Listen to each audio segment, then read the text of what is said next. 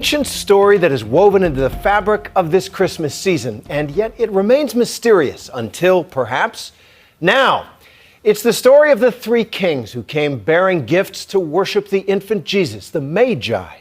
And it's straight from the Gospel of Matthew. Wise men came from the east. The verse reads, but who were the Magi? Incredibly, a new discovery has offered new insight into that question, and the revelation of the Magi is tonight's Faith Matters.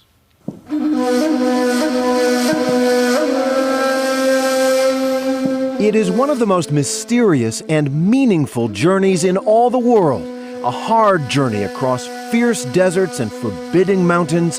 A journey that is told and retold every year at Christmas time. We three kings of Orient, the journey of the Magi. In every nativity scene for nearly 2,000 years, there they are, the three wise men from the east, bearing their gifts. Who were they? In the Holy Land, where we traveled last week, they are still wondering. They represent blessing, maybe unexpected blessing. Paul Wright is the president of the Jerusalem University College, and like so many biblical scholars, he sees in the journey of the Magi deep, resonant meaning. There's something here. There's something about coming from the east into this land of Canaan, of Israel, the area of Jerusalem, that brings people home to the place they're supposed to be. Somehow they were coming to a place that they belonged. The story of the Magi is poetically brief, just 12 verses in the Gospel according to Matthew. That's all. But now a rediscovery of an ancient text has sparked new debate. It's called The Revelation of the Magi, and amazingly, it purports to be the account of that wondrous journey by the Magi themselves. It ends up being the most complex, the richest, most strange, the strangest story about the wise men to come out of Christian antiquity. And until now, it had never been translated into English. Brent Landau translated the work, which has just been published. He's a scholar of ancient biblical languages and teaches at the University of Oklahoma. So this is, on its surface, their own story. It's an incredibly grand story. So who the Magi are in this text is they are descendants of Adam and Eve's third son, Seth. They live in this far eastern land. The text calls the land Shir, and from other ancient texts, it seems like the place it had in mind is the land of China. And these Magi are practicing their rituals year after year in expectation of the star's coming, and eventually the star comes. The star comes, and it leads them, of course, to Bethlehem. And so that's where we went. To the city of David, modern, noisy, chock-a-block with eye-popping displays of nativity crafts, trinkets, and mementos. But in the middle of it stands, in massive serenity, the Church of the Nativity, built where tradition holds that Jesus Christ was born. Down through the centuries, countless pilgrims have come this way, to the place where, in the belief of all Christians, God himself entered human history. And the hustle and bustle of modern Bethlehem, it's hard to get a feel for that until you bow your head and go through this ancient door. To this day, from all over the world, they come.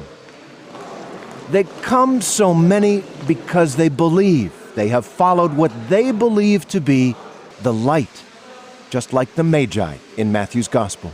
In biblical times, travelers from the east would have come up to Bethlehem over these dry desert hills. And even today, 2,000 years later, it's easy to imagine them, the caravans coming up over the ridgelines on that long, hard journey, which would have taken months or even years. So let's talk about the east. At the time of the birth of Jesus, who would have crossed this desert? Was there anybody who would have come from the east, as the Gospel of Matthew says the wise men, the Magi, did? Yes, there are roads which lead up to Bethlehem, especially from the south east. Helping us map this ancient route, Shimon Gibson, a biblical archaeologist and author of several books, including The Final Days of Jesus, the archaeological evidence. Indeed, there is one road which goes all the way to China. And it's called the Spice Route.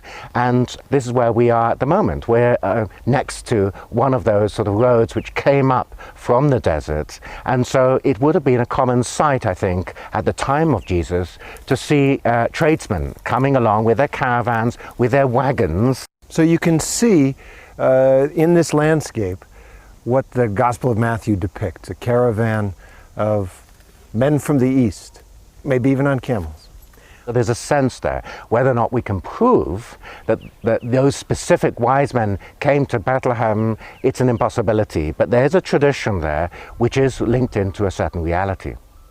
Scholars debate the historical reality of the Magi story, but the meaning of their miraculous journey has been a part of Christian worship from the very beginning. This is the kind of a story that is evocative enough, mysterious enough, magical enough, if you will, and historical enough to ground down into, to be rooted in, to see ourselves in, either as giver or recipient, for instance.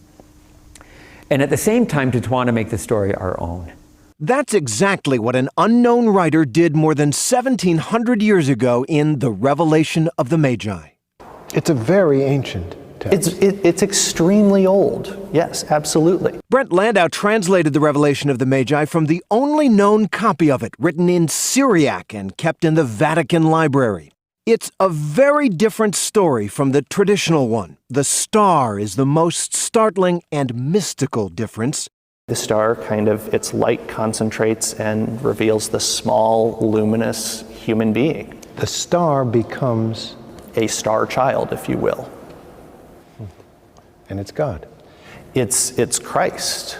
As excited as they are, though, Christ tells them, this is one of many occasions on which I have appeared to the peoples of the world.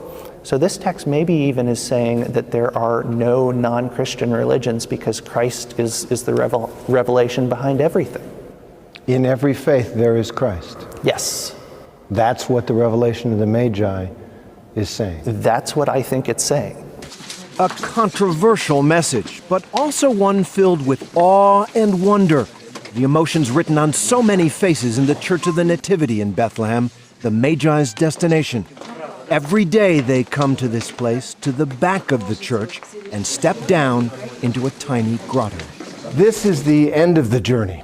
By an ancient tradition, this star down here marks the spot. What was it like, that transforming moment for so much of the world, that birth at the hinge of history? If you, 2,000 years ago, were arriving in Bethlehem and somebody said, we're going to give you the stable to sleep in, this is not, they're not trying to sort of be rude to you, they're actually being nice because Why? It's the warmest room in the house. It's fascinating. So from a standpoint of biblical archaeology, the nativity story makes sense. You can see it, you can visualize it. Yes. If we look at the archaeological and historical data that we have, the story as presented in the Gospels makes sense. Fireworks on the night the Christmas lights went on in Manger Square in Bethlehem, a different kind of celebration of the season. But for so many around the world, the significance of Bethlehem is the same and abides, echoing everywhere in that familiar carol. The hopes and fears of all the years are met in thee tonight.